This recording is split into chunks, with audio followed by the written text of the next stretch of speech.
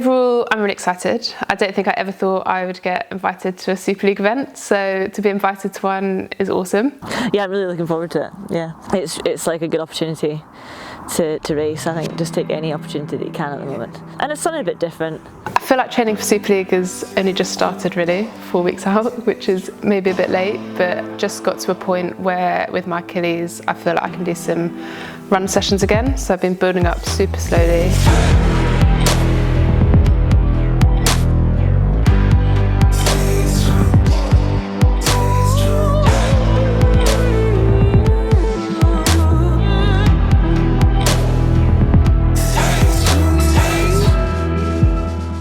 Actually did my first run session.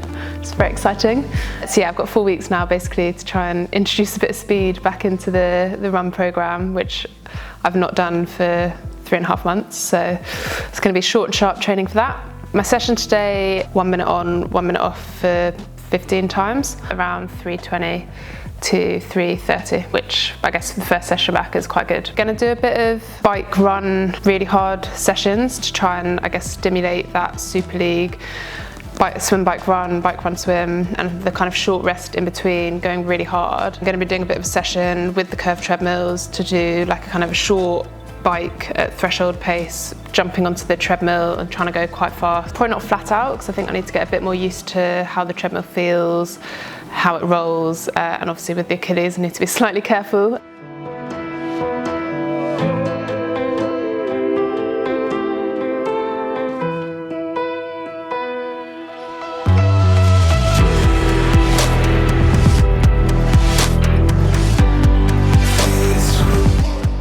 Mainly same sort of training, but we've been doing some, bike to run on the treadmill, the curved treadmill, getting the hang of it. It's early days.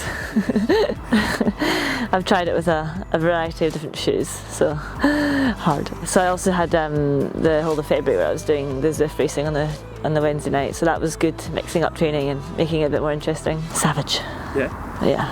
Obviously we're doing the races on Zwift, so it's quite good practice to see some of the different courses, and also just getting used to how you push quite hard on the turbo, because it's quite different to when you're pushing hard outside. I think my average power over that 20 minutes was about 4.8 watts per kilo, whereas I'd hope that if I'm fresh and feeling good for Super League, for those 4K bits, I would have thought certainly the first one I'd hope to be over 5 watts per kilo. And then swim wise, I guess I've just been doing quite a lot of hard threshold sessions, again doing that kind of VO2 max effort, going really hard, short recovery, getting back in, doing it again. Actually a lot of it has just been about trying to find some speed, so we'll see how that goes.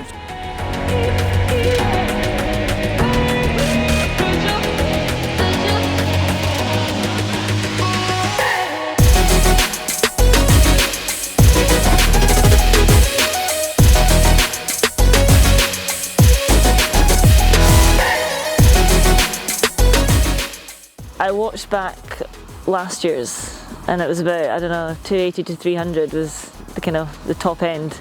So yeah, if I can hold anywhere around that, 280, 290 for 6 minutes. I think the curved treadmill is going to be, I need a couple more weeks on that to suss it out. I use the track throughout the year, just as a kind of injury prevention thing. Definitely feels more comfortable running that kind of pace on the track than on the treadmill, I think because it's self-powered. So I've been doing some more, like just with the weather being a bit rubbish in Leeds here, I've been on Zwift quite a bit this side of the year already. But yeah, I think I'm introducing this curved treadmill a little bit more, just because I'm glad I did it today. If I had a really good day, probably the fastest that I'm going to swim is about 1:15 pace, but that would be like a really good day for me. I was hoping probably more to be able to swim about 1:20 pace and try and hold that throughout. I think if I can hold that throughout, I'll be quite happy with that. Then on the bike, I'm going to have to just go as hard as I can. I think just try and go for sort of over 300 watts for that. I think over the last few weeks from my Zwift races, 20-minute power has been around 270-ish watts. I guess all those races have been a bit longer, like 20 minutes. So I think for something that's going to be more like 5 minutes, I'd hope to be able to go a bit harder. And maybe when I'm chasing so hard to try and make up any of that time I've lost on the swim. And then run-wise, I think I need to run a bit more on the curved treadmill before I can tell what I think I can hold. I think if I can do the 1Ks at somewhere around 3:20, that would be really good.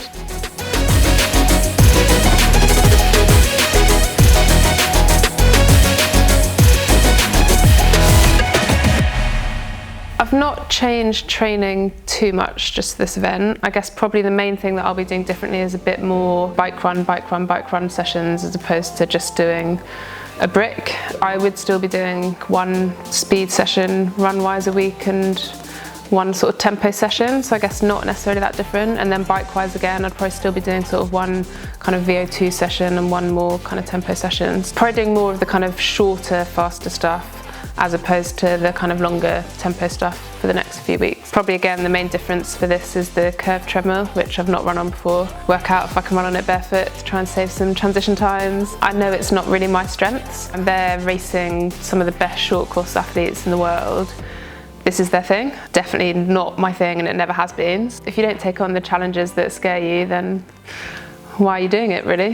Hopefully it will just add something a bit different to my training and, you know, a different kind of focus for the first part of the year. I think I'm going to be last. You never know what people are going to be like on the day, what else they've got going on, who's potentially got niggles they're carrying. I'm going to be concentrating more on what can I do, what are my numbers like, because, you know, do I think I can go and run faster than someone like Beth Potter? No, like I'm never going to be able to run faster than her. You know, to be able to race in that environment, and I think especially after the year that everyone's had, just to be at a race with people is going to be really fun. It's like a good opportunity to race. I think just take any opportunity that you can at the moment.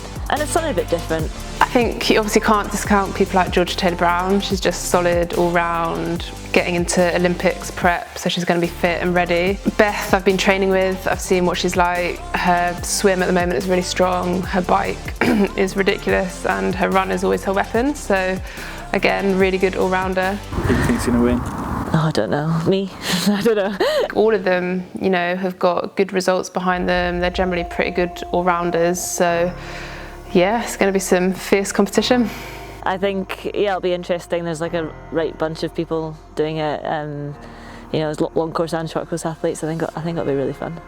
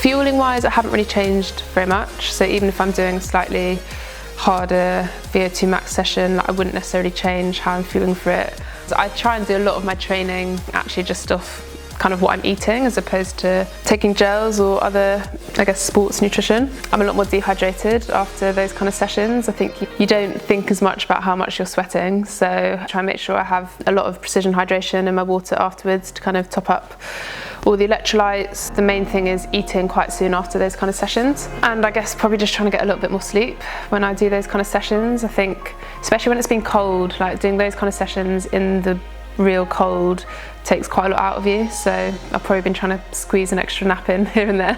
I've actually been trying the OTE range. Yeah, really enjoying it. Yeah? Yeah, it's nice. I like a shakshuka lunch. It's lots of protein.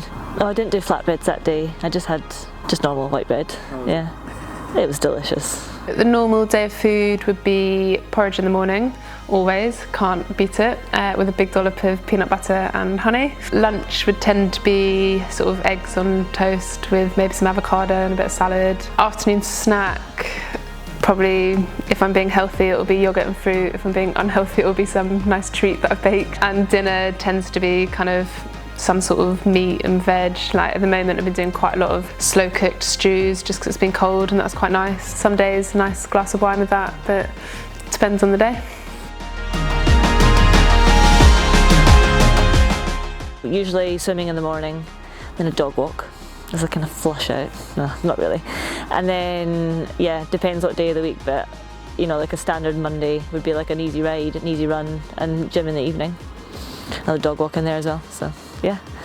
Lots of cuddles on the sofa with the dog in between sessions and just, yeah, chilling out. Lots of kind of outdoor activities with one other friend at the moment, so yeah, no, it's been hard. My main goal for this year is to have a good race at Kona, the Ironman World Championships. I'd also like to get some 70.3 races in, but again, I've kind of not made any decisions yet based on the fact that races keep moving, and I'd really like to try and get my sub-9 Ironman time, which I think is not too far out of reach, depending on what Ironman course I can find to go and do.